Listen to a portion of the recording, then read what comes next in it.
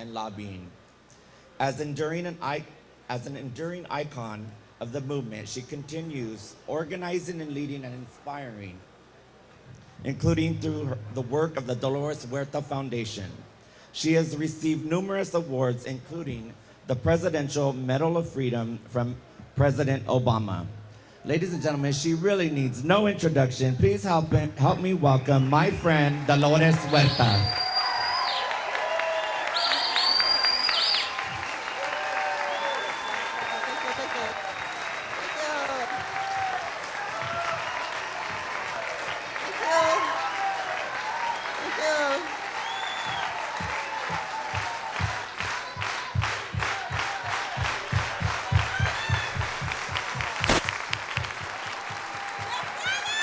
Muchas gracias. Thank you. Thank you very much. Thank you very much. Thank you. Thank you. Thank you. Thank you. I thought I would give a little bit of historical perspective because often when you see the movie and things like that about Cesar, people think, oh, Cesar walked into the field and all the workers came out on strike. No, it didn't happen that way at all. We started organizing here in Delano in 1962, okay? Meeting with a few people, farm workers, a few at a time. You saw Maria Magaña Saludados a minute ago. She had the first house meeting at her house, right there. The first house meeting in Delano, in the early March, was at her house.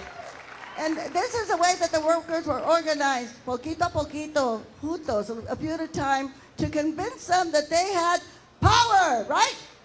That they had power, that they could organize, that they could change things, that they didn't have to depend on anybody to do it for them, that they could do it for themselves. And this is a message I hope that we all take away from the Farm Workers Union, that we have to continue the legacy, to continue to organize, to continue to be involved, to continue to be active.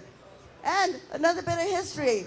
You know, was 3 years of organizing from 1962 to 1965 before we had that major Delano strike.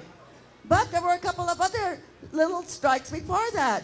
There was a strike in the Woodville labor camp. Anybody remember the Woodville labor camp strike? Yes. And we actually have a woman here who were leaders of that strike, and I want to introduce her, Connie Perez. Would you stand up, Connie? Get over here so people can see you. Connie Perez, and she is now a successful accountant, and she helps the kids in that labor camp so that they can go to schools like Harvard, and here's one of them right here. He has just graduated from Harvard. Stand up, okay?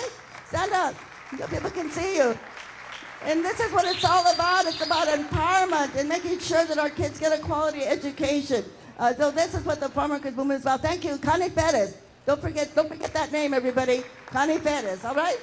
So, you know, when we think about the movement and the impact that it had, not only here, and sometimes when the farm workers, some of the workers that are here, some of the people who really sacrificed and lost their homes, they lost their homes, they lost everything to make sure that we would be able to win. And then, of course, we had all these wonderful young volunteers, and all the boycott volunteers. Stand up for a quick moment, don't? All the boycott volunteers. And remember, they were working for $5 a week, all right? $5 a week. And then they had to get all of their food from donations and from people that brought us clothes and donations, and that's the way that people lived for the 5 years until we were able to win through that wonderful, great boycott. And so when we think of the impact of the Delano grape strike, not only, of course, when people went out there, all the farm workers that went to all of the cities to do the work that they did, and so many of them are here today, and I hope you really get a chance to talk to them. I always like to mention one person in particular, Marcos Munoz. Okay, is Marcos in the house? Marcos, who thought he was going to Bar because he had a girlfriend in Barstow, and he ended up in Boston. But he was the first one to clean that city out of table grapes. What courage these people had, you know? Like, oh, ahí está Marcos, allá atrás. There's Marcos right in the back over there. Marcos could not read or write in Spanish or English, but he got everybody from Harvard and Yale and Brandeis in Boston University to man his picket lines, okay? That's what an organizer does.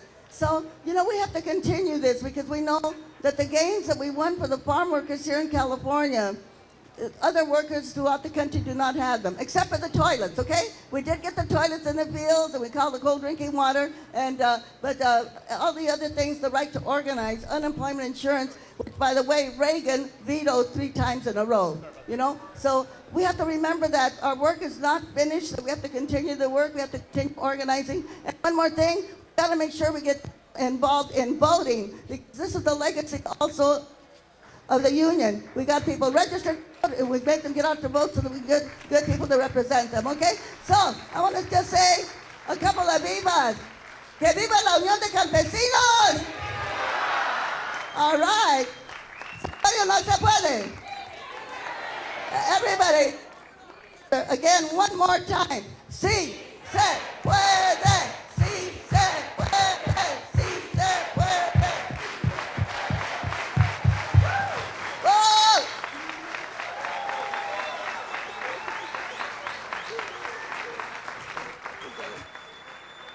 Un gran aplauso para nuestra querida Dolores Huerta. Aquí la tiene. A big round of applause for Dolores Huerta.